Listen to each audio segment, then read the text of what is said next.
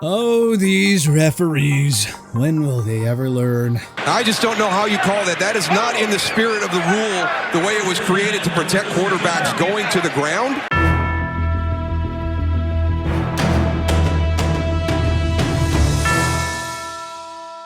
If you don't want hate, just make the right calls. So let's take a look back at 20 of the worst officiating calls that we've seen from the refs in 2022 so far. Starting with Chris Jones roughing the passer penalty during the Chiefs matchup with the Las Vegas Raiders. At this point, it's pretty clear the NFL's roughing the passer rules are absolutely broken. And I think no play sums up better than this one, because Jones literally had possession of the ball by the time he roughed Derek Carr. Please, someone tell me how you can throw a flag on a ball carrier for roughing the passer. People joke about this all the time, but if this is going to qualify as a penalty, then you really may as well throw a yellow penny on the QBs and not let them even get touched at all. This is actually one instance in a series of just absolutely awful quarterback coddling related penalties that we've seen thus far this year.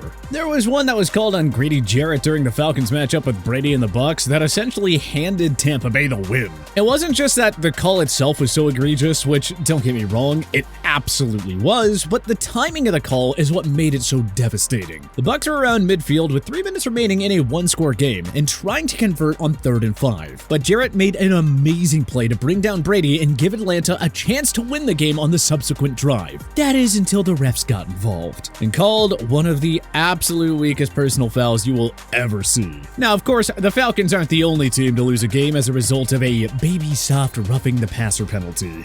During the Bills and Ravens Week 4 matchup, Baltimore had its coffin sealed shut by a similarly terrible call. Nearing the 2-minute warning in a tied game, the Bills were driving the ball towards midfield. They were, however, stuck in a 1st and 15 when the Ravens sent a cornerback blitz, forcing an errant throw by Allen. And it appears that the Bills QB picked up some of the theatrics from watching Tom Brady during their duels early in his career, because the second he hit the ground, he started pouting and screaming. And wouldn't you know it, in comes a late flag. Buffalo moved up 15 yards and the game was all but finished. Yeah, that's exactly how I like my games decided, by the whistle on a ticky-tacky call. Unbelievable. Oh well, at least in the Broncos-Chargers game, where we saw 2 more horrible roughing penalties called, it was one on each team, so at least the officials evenly distributed the awfulness.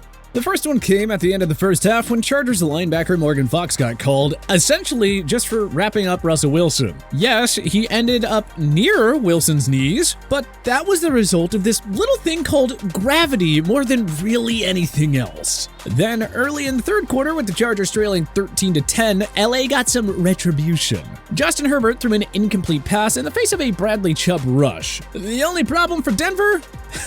Yeah, this roughing the passer call, which pushed LA into field goal range. I mean, Chubb didn't even tackle him. This couldn't even have been classified as a bear hug. It was hardly even a regular hug.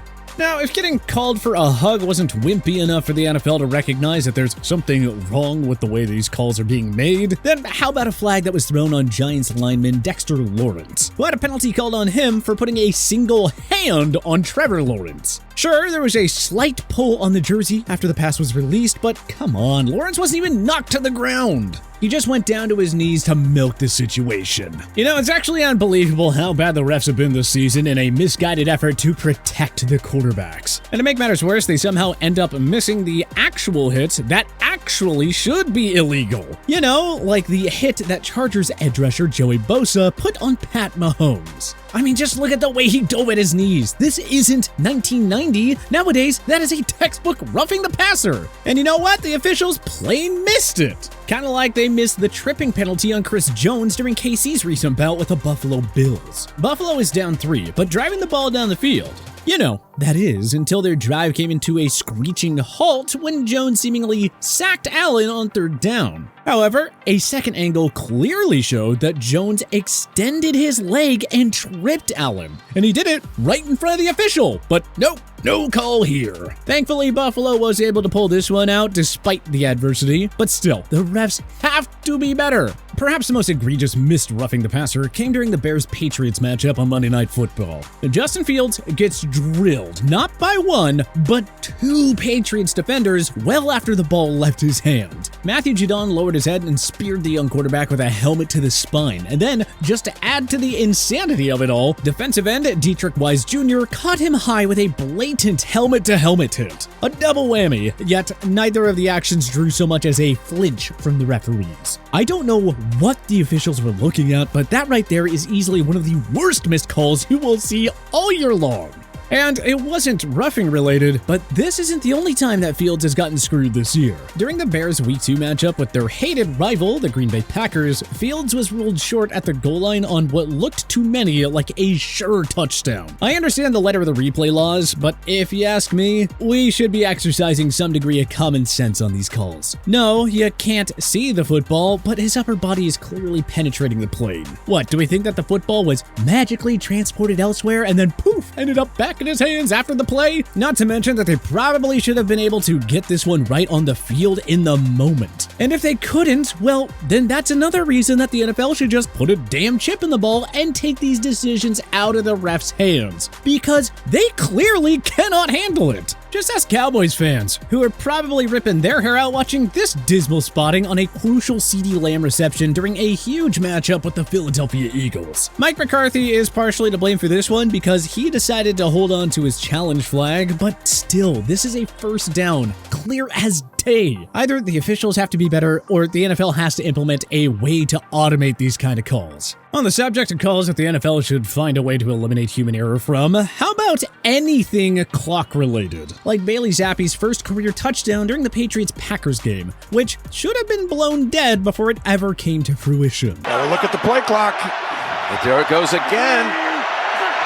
They were generous. They didn't beat it. I mean, you can literally see the play clock reset on the scoreboard, but the referees missed it, and all of a sudden, the Patriots take the lead on a play that should have never even happened. Alrighty, let's move on to another off-scrutinized play, pass interference. Starting with one that feels like we see happen every year, a brutal PI call that cost the New Orleans Saints a game. Yes, once again, the Saints drew the short straw on a questionable call at the end of a game. New Orleans was leading the Vikings 22-19 late in the fourth quarter of their London Week 4 matchup. Kirk Cousins went deep to Adam Thielen in a pivotal 3rd and 8 situation, and the pass fell incomplete, bringing up 4th down.